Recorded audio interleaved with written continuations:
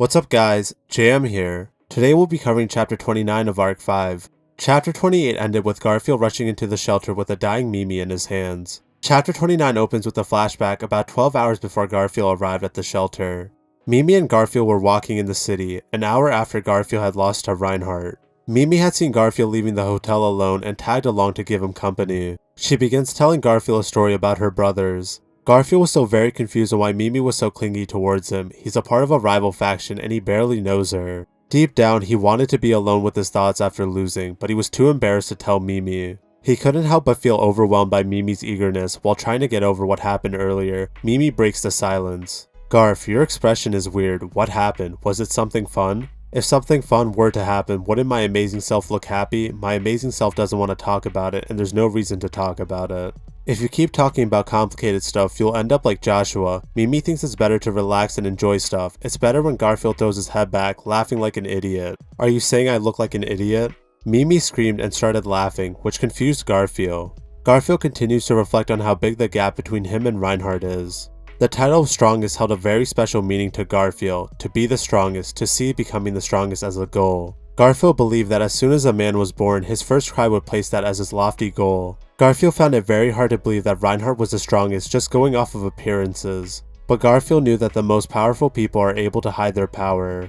Before he could dwell on it any longer, he's interrupted by Mimi. Garf, look, take a look. The sunset's completely reflected in the water. It's super red. This is awesome, amazing, so beautiful." "Hey, from the very start you have been so loud. Can't settle down a bit, midget?" "Nope." Mimi grabs Garfield's hands and they begin spinning in a circle together. Mimi notices that Garfield seems troubled and asks him if everything's okay. Garfield, wanting to avoid talking about his true feelings, looks at the view of the waterway. "Ah, this is really a moving scene. Right? This is awesome, amazing." Garfield notices that Mimi's hair was the same color of the sunset. He subconsciously begins petting her head, which surprises Mimi, but she doesn't mind. "Garf, do you still feel annoyed?"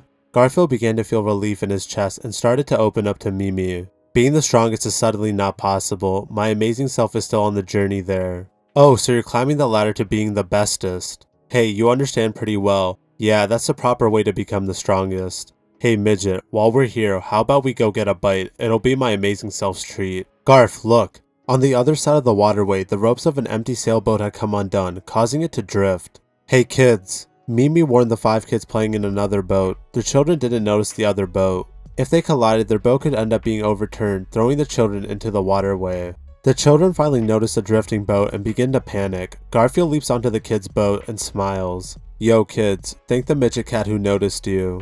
Garfield picks up all 5 of the kids and leaps back onto the street. He then grabs the ropes that connect the boats, preventing a series of crashes that would have sank the boats. Everyone begins cheering and applauding for Garfield's heroics. The kids continue to praise Garfield until one of the kids asks Garfield what his name is. "It ain't worth mentioning, however if pressed for it, my amazing self is a tiger. Yeah, a gorgeous tiger. Gorgeous tiger." Garfield struck a pose, leaning back with his hands stretched to the sky. The kids were in awe as they imitated him. "Garf is so cool." Garfield, Mimi, and the kids go over to a stall selling snacks. While they were eating, Garfield shared stories of his life with everyone. Once they were done snacking, Garfield and Mimi escorted all of the children back to their families. They had returned 4 of the 5 children home, leaving the last one, a blonde-haired boy who was no older than 7 years old. While they were walking, Garfield tells the boy that they went pretty far to play. The boy smiles and mentions that he and his friends were looking for the songstress. Garfield, Mimi, and the boy begin sharing stories they heard about Lilina. After sharing stories and rumors, the boy lets out a tired sigh. Garfield asks the boy what's wrong. The boy tells him that he snuck out and that his sister is going to be mad at him. Garfield attempts to comfort the boy by telling him that he knows how it feels to have a scary old sister. The boy smiles and hugs Garfield tightly. Mimi, not wanting to be left out, joins in by hugging Garfield from behind. The trio continue walking to the boy's house until they're interrupted by a high-pitched voice yelling at them. "Fred." The voice belonged to a young girl with blonde hair. The boy opens his mouth and struggles to find an answer. "Sister." Fred's sister charges at him and kicks him, blowing his body away. She begins to lecture him for making them all worried. After lecturing her brother, the girl turns to Garfield and accuses him of being suspicious. Garfield isn't too pleased and attempts to clear up the misunderstanding. Once everything is cleared up, Fred asks Garfield to forgive his sister. Garfield tells Fred it's alright until they're interrupted by the arrival of a blonde woman. "Sister, Fred, where are you two?"